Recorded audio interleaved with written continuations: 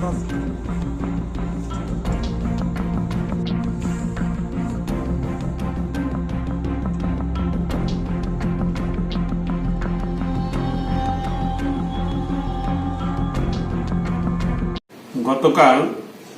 আমাদের 16 বিশালগড় বিধানসভা ক্ষেত্রের 21 নং বুথের যিনি বিএলও হিসাবে কাজ করছেন শ্রী উদয় ধর, ওনার বাড়িঘরে রাত্রিতে বিজেপি দলের পরিচিত সমাজ বিরোধীরা ওনার বাড়িতে আক্রমণ করে এবং ওনার পরীক্ষার্থীর ছেলেকে শারীরিকভাবে নিগ্রহ করে। এটা আমরা রাত্রে শুনি এবং আমাদের এলাকার যিনি বিধায়ক উনি সংশ্লিষ্ট কর্তৃপক্ষের এটা নজরে নেন। রাত্রিতে সেখানটায় জানানো হয়।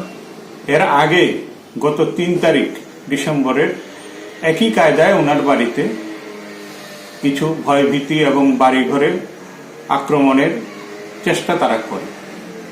5 তারিখ 5ই ডিসেম্বর মাননীয় জেলা শাসকের তত্ত্বাবধানে মাননীয় এসপির সঙ্গে মিলিত হয়ে একটা মিটিং ডাকা হয়। সেখানটায় জেলা সদরে সর্বদলীয় মিটিং।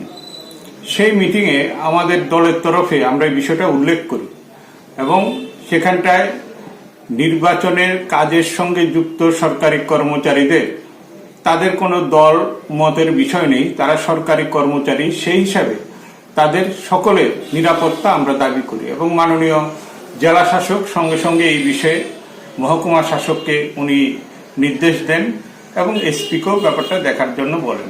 কিন্তু দুর্ভাগ্যজনক হলো এটাই যে আমরা মাননীয় জেলা শাসকের দৃষ্টিতে নেওয়ার পরেও আবার পুনরায় ওনার বাড়িতে আক্রমণ হল।